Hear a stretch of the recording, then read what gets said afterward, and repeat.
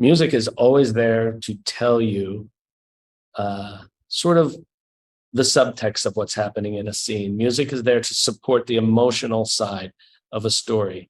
It's not always just to point out the action and all of these things. It's actually to give you a window, an insight into how a character is feeling. When you just look at someone, you can't always tell what they're feeling. And music is the thing that can help us understand what somebody is going through. Without the presence of music in a film, an audience can get lost into what's happening. And so music is there to support that emotional content, to help you empathize and understand what characters are going through. And you don't want to go too hard with it or push too hard. It's sometimes you only need one simple little idea to get a point across, but it's about evaluating a particular moment in a particular character's life and seeing what you can do to help support that so the audience understands.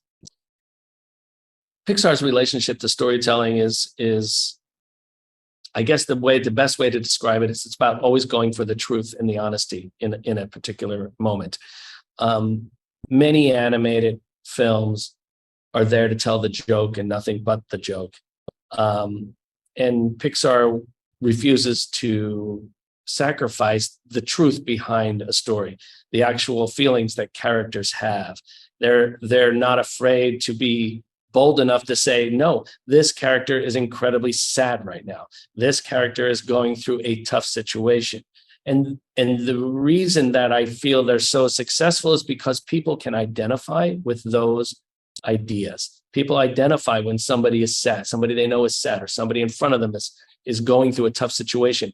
And I think Pixar is one of the much braver companies in the world that is able to put that out there and say, no, it's okay to be all of those things. And we're going to present it to you as it is in your own life, but through this crazy, fantastic lens of what we do at Pixar through animation and sound and music and all of these things, but not forgetting what it's really about is their genius. And that's I truly believe that. And all the movies I watched growing up had that. And they were scored by people like Bernard Herrmann or John Williams or Jerry Goldsmith and many, many others. They all developed these themes and this music that became a character in the film itself.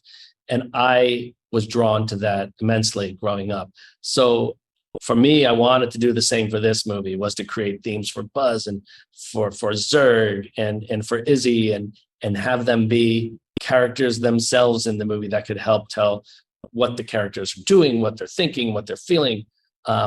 All my favorite movies you can relive in your head by just listening to the score. So the goal for me was to kind of deliver something that if you listen to, you could relive that movie, you could hear that story in your head